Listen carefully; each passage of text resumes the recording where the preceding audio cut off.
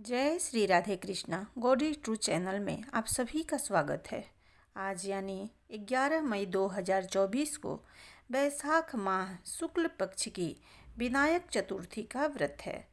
विनायक चतुर्थी का व्रत गणेश जी की प्रसन्नता के लिए की जाती है। इस दिन व्रत करने से दुखों से छुटकारा मिलती है और मनोवांछित फल की प्राप्ति होती है। आज गणेश जी की पूजा पूरी विधि विधान से करना चाहिए। ऐसा करने से जीवन में सुख समृद्धि और सौभाग्य की प्राप्ति होती है।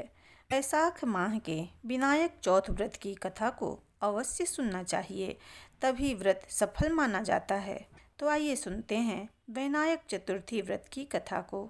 एक बार की बात है, भगवान शिव तथा माता पार्वती नर्मदा नदी के किनारे बैठे थे। वहाँ माता पार्वती ने भगवान शिव से समय व्यतीत करने के लिए चौपड़ खेलने को कहा। शिव जी चौपड़ खेलने के लिए तैयार हो गए, परंतु इस खेल में हार जीत का फैसला कौन करेगा, यह प्रश्न उनके समक्ष उठा।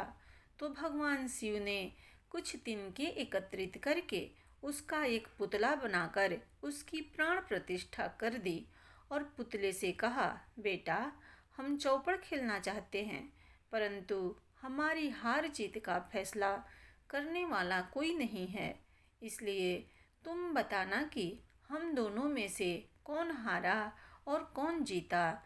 उसके बाद भगवान शिव और माता पार्वती का चौपड़ खेल शुरू हो गया। यह खेल 3 बार खेला गया और तीनों बार माता पार्वती ही जीत गई। खेल समाप्त होने के बाद बालक से हार जीत का फैसला करने के लिए कहा गया। उस बालक ने महादेव जी को विजयी बताया। यह सुनकर माता पार्वती क्रोधित हो गई और क्रोध में उन्होंने बालक को लंगड़ा होने, कीचड़ में पड़े रहने का श्राप दे दिया। बालक ने माता पार्वती से माफ़ी मांगी और कहा कि यह मुझसे अज्ञानतावश हुआ है, मैंने किसी द्वेष भाव से ऐसा नहीं किया है। बालक द्वारा क्षमा मांगने पर माता ने कहा, यहाँ गणेश पूजन के लिए नाग कन्याएं आएंगी, उनके कहे अनुसार तुम गणेश का व्रत करो, ऐसा करने से तुम मुझे प्राप्त करोगे। यह कहकर माता पार्वती शिव जी के साथ कैलाश पर्वत पर चली गई। 1 वर्ष के बाद उस स्थान पर नाग कन्याएं आईं।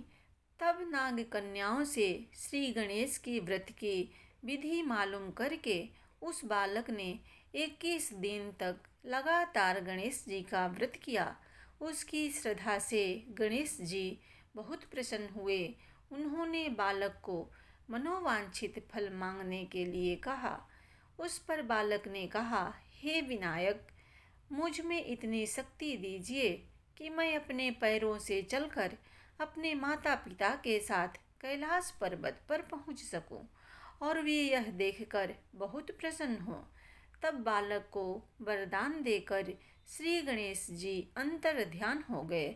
इसके बाद वह बालक कैलाश पर्वत पर पहुंच गया और कैलाश पर्वत पर पहुंचते की अपनी कथा उसने भगवान शिव जी को सुनाई। चौपड़ वाले दिन से माता पार्वती जी भगवान शिव जी से विमुख हो गई थी, अतः देवी के रुष्ट होने पर भगवान शिव ने भी बालक के बताए अनुसार 21 दिनों तक श्री गणेश जी का व्रत किया। इस व्रत के प्रभाव से माता पार्वती के मन में भगवान शिव जी के लिए जो नाराजगी थी वह समाप्त हो गई। तब यह व्रत विधि जानकर भगवान शंकर ने माता पार्वती को बताई। यह सुनकर माता पार्वती के मन में भी अपने पुत्र कार्तिकेय से मिलने की इच्छा जागृत हुई। तब माता पार्वती ने भी 21 दिन तक श्री गणेश जी का व्रत किया तथा दुर्वा फूल और लड्डुओं से गणेश जी का पूजन किया। व्रत के 21वें दिन कार्तिकेय जी स्वयं माता पार्वती जी से आ मिले।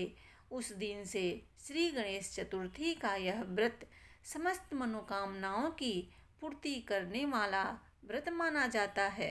इस व्रत को करने से मनुष्य के सारे कष्ट दूर होकर समस्त सुख सुविधाओं की प्राप्ति होती है।